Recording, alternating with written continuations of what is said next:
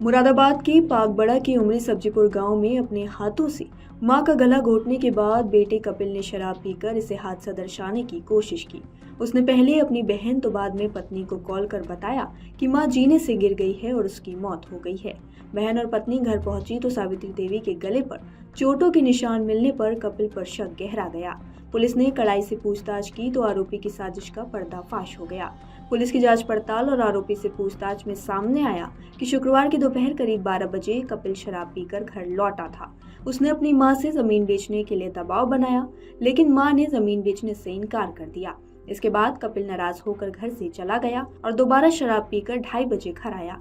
आरोपी ने फिर से मां सावित्री पर दबाव बनाया, लेकिन वह जमीन नहीं बेची। इसके बाद मां बेटे से कहा सुनी हो गई तो उसने अपनी मां का गला घोट दिया, जिससे सावित्री की मौके पर ही मौत हो गई। उसने आस पड़ोस में किसी को इसकी जानकारी नहीं दी। इसके बाद आरोपी ने आंगन में जीने के पास ही शव को रख दिया और प्रयागराज में रहने वाली अपनी बहन रोशनी को कॉल किया। उसने उसे बताया कि जीने से मां गिर गई है, जिसमें वह घायल हो गई थी।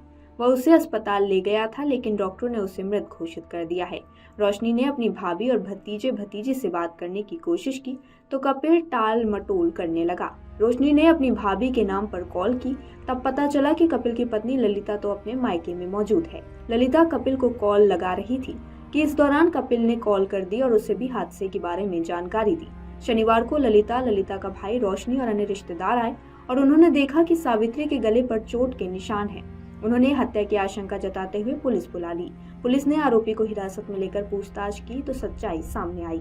आरोपी ने पूछताछ में यह भी बताया कि उसे शक था कि पिता की मृत्यु के बाद वह मां किसी से बात करती थी। जब भी वह बात करती थी तो वह जमीन बेचने से इनकार कर देती थी। उसने अपनी मां से बात को लेकर झगड़ा भी किया था। वह इसलिए जमीन नहीं बेचना चाहती थी कि वह जमीन किसी और को देना चाहती थी। कपिल के पिता ऋषिपाल के नाम 2 बीघा जमीन थी। करीब 10 साल पहले उमरी सब्जीपुर स्थित 2 बीघा जमीन अधिक दाम पर मिल रही थी। तब ऋषिपाल ने जमीन को बेचकर मुंडा पांडे क्षेत्र में 7 बीघा जमीन खरीद ली थी। ऋषिपाल की मृत्यु के बाद उनकी पत्नी सावित्री के नाम पर जमीन आ गई थी। पुलिस की गिरफ्त में आए आरोपी कपिल ने पूछताछ में बताया कि उसकी पत्नी बेटे और बेटियों के लेकर मायके गई थी तो उसने अपनी मां से 500 रुपए लिए थे। बृहस्पतिवार को उसने 500 रुपए शराब में ही उड़ा दिए। शुक्रवार को फिर से उसने अपनी मां से 500 रुपए मांगे थे, लेकिन मां ने रुपए देने से इनकार कर दिया। इसके बाद वह जमीन बेचने के लिए दबाव बनाने लगा था। इसी बात को लेकर विवाद हुआ। हत्यारोपी कपिल ने पुलिस पूछताछ में बताया कि उसने रात में एक बार चाय भी पीकर बनाई। आरोपी की गतिविधियां होती रही, लेकिन ग्रामीणों को सावित्री दिखाई नहीं दी। 16 घंटे तक ग्रामीण भी इस हत्याकांड से अनजान रहे। उन्हें शनिवार की सुबह ही पता चला कि सावित्री की हत्या कर दी गई है।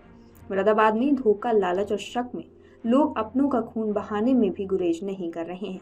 जिले में एक के बाद एक कई घटनाएं सामने आ चुकी हैं, जिनमें जान गंवाने वाले लोगों के अपने ही शामिल थे। कहीं पिता ने बीमा की रकम हड़पने के लिए सुपारी देकर बेटे की हत्या कर दी, तो कहीं युवक ने ऑटो खरीदने के लिए रुपए नहीं देने पर अपनी बूढ़ी दादी और बुआ को मौत के घाट उतार दिया।